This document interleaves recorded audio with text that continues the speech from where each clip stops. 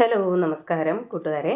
GK PYQ സീരീസിൻ്റെ മറ്റൊരു അധ്യായത്തിലേക്ക് സ്വാഗതം.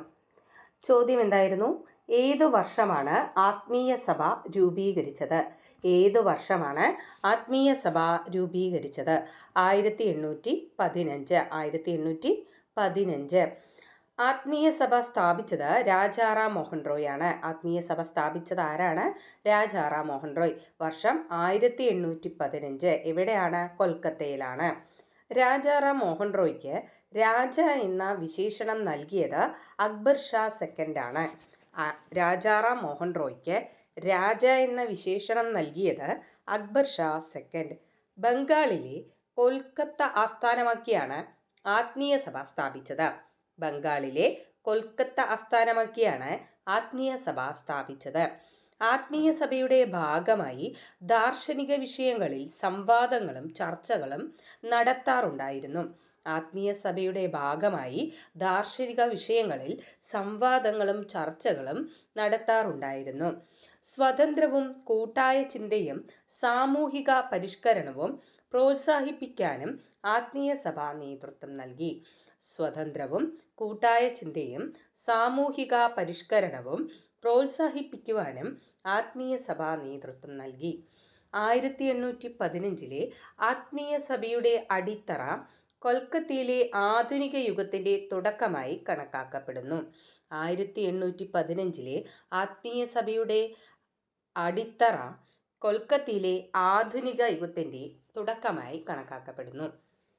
ഏകദൈവപരമായ ഹിന്ദു വേദാന്തത്തെയും സമാനമായ വിഷയങ്ങളെയും കുറിച്ചുള്ള ചർച്ചകളും സംവാദങ്ങളും നടത്തിയിരുന്ന സഭയായിരുന്നു ആത്മീയ സഭ.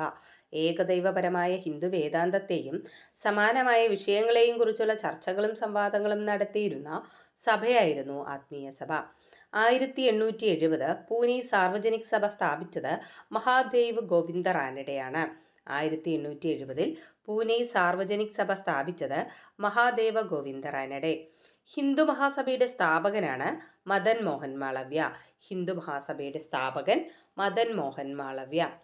ലക്നൌവിൽ ഓൾ ഇന്ത്യ കിസാൻ സഭ സ്ഥാപിച്ചത് സ്വാമി സഹജാനന്ദ സരസ്വതിയാണ്.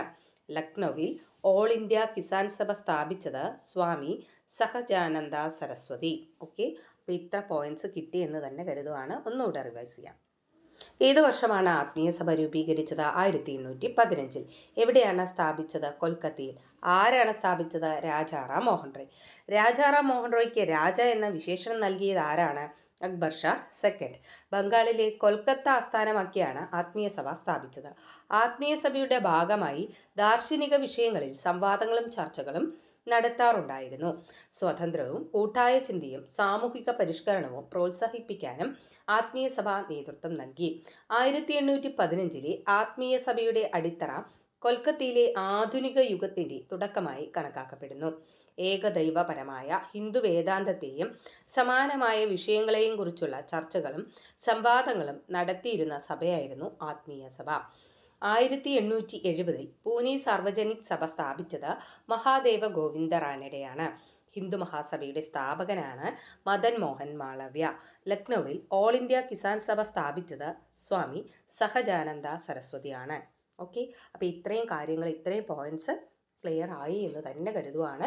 അടുത്ത ക്ലാസ്സിൽ കാണാം. താങ്ക്